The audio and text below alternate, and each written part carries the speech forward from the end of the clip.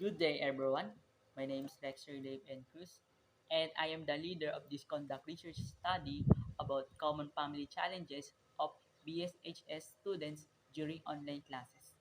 This video presentation will include the discussion of the problem and its background of the study, statement of the problem, hypothesis, scope, limitation, delimitation, significance of the study, definition of terms, and theoretical framework. Now, without further ado, let's begin.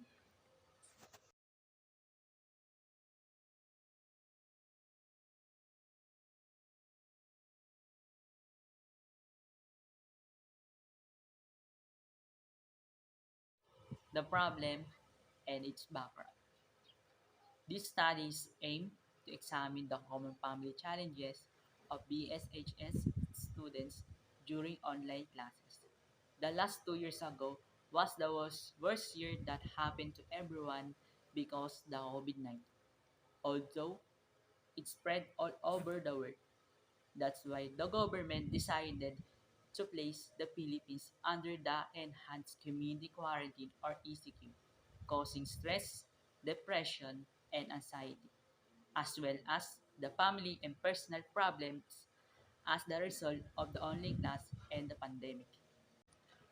According to by the PIDMA Education Network, this pandemic had also harmed the mental wellness of students, particularly those from low-income families who are more concerned about vision, gadgets, internet reliability, and also future employment prospects than their more affluent peers, and we decided that as 11th grade students from GAS A, we'll be collecting survey via Google form that will be taken and answered by the all students from grade 11 and grade 12 students of Buting Senior High School.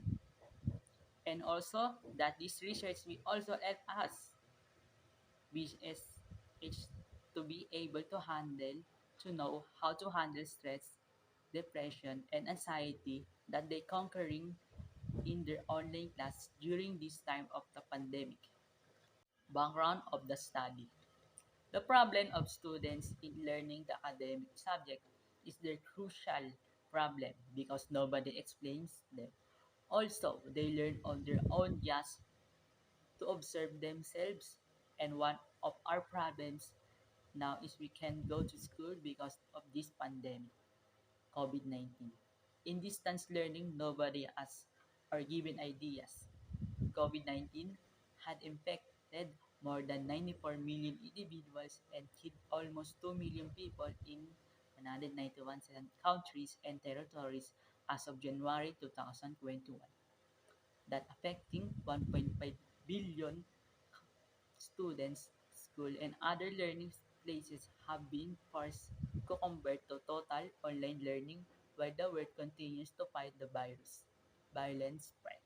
Online learning refers to a learning environment that uses the internet and other technical equipment and resources for synchronous and asynchronous instructional delivery and management of academic programs.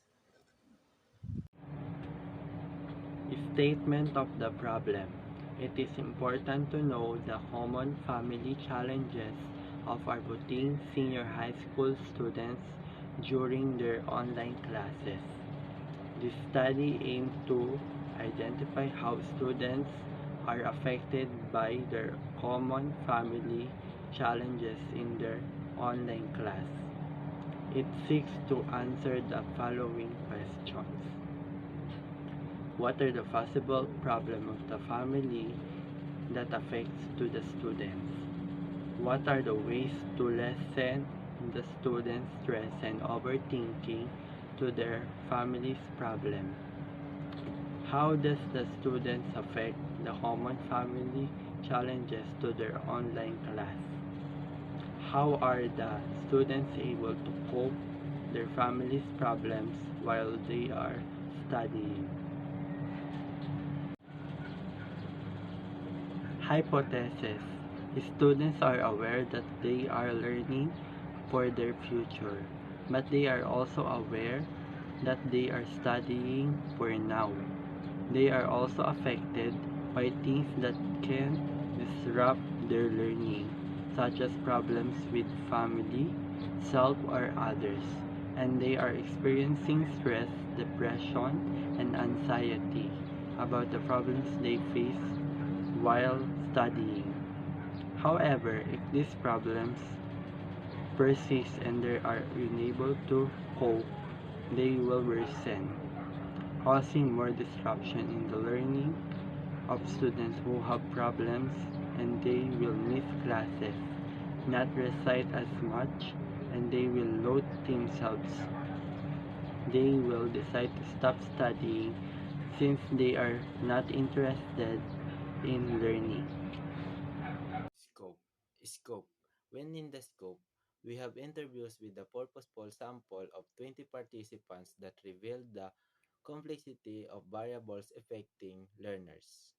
Persistence to graduation, although online courses at post-secondary school promise and individual access, flexibility, and the convenience, there are still impediments to the online learning.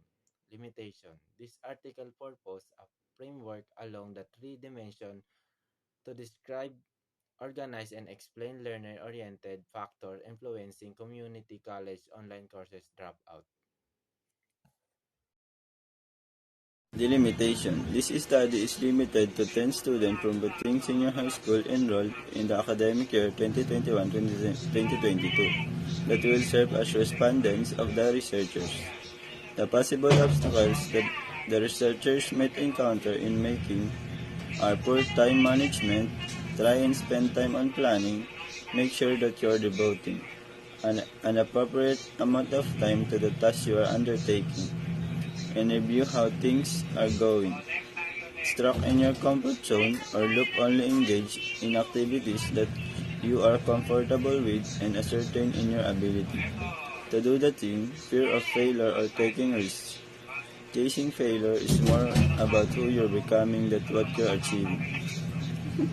Chasing success is circumstantial, whereas chasing failure is dependent not on circumstances, but on your attitude, character, and mindset when the inevitable pitfalls, obstacles, and losses in life happens. Now we are going to talk about the significance of the study. This research will benefit from the following. The students will be directly benefited from this research as its finding may encourage them to consider meditation as an approach to lower the anxiety levels when they deal with their challenge during an online class. Parents. This research may convince parents to help and support their students that may help deal with their challenge during an online class. Teacher. This study spread awareness in the teachers on recognizing online classes is hard. Because of the challenge during an online class, the students can have anxiety or depression because of that. For the future researchers, this study covers information about how to deal with challenge during an online class. Thus, the result of this study can be used for future discussion on the capabilities of meditation, alleviating other mental health concerns. Definition of terms. School, an organization that provides instruction. Government. It is the system or group of people governing an organized community, generally a state. Policy. A course of principle of action adopted or proposed by a government, party, business, or individual. Technology. The application of scientific knowledge for practical purposes, especially in industry. Teachers.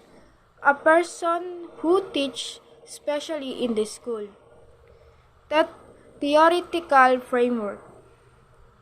The results show an agreement on the effectiveness of the implemented educational policy to contain the pandemic, including the nationwide closures of schools, delaying the reopening of classes, and implementations of various instructional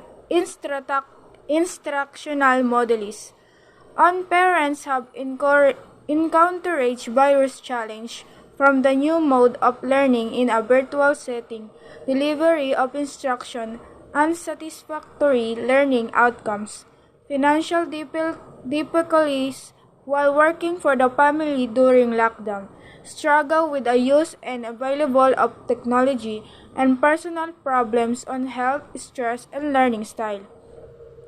Data were collected from a sample of 21,333 parents with children from elementary school to secondary education, and statistical data analysis was performed using IBM SPSS Statistics 26. Findings revealed that Portuguese parents supported their children during the pandemic, mainly through the monitoring of attention in classes and task realizations. This study serves as a basic for providing comprehensive and exclusive education policies while considering the perspective of the learners' parents during the pandemic and beyond. Using a mixed methods approach, the finding revealed that the online learning challenge of college students in terms of type and extent. Their greatest challenge was linked to their learning environments at home, while their at least challenge was technology literacy and competency. The findings revealed that the COVID-19 pandemic had the greatest impact on the quality of the learning experience and student mental health.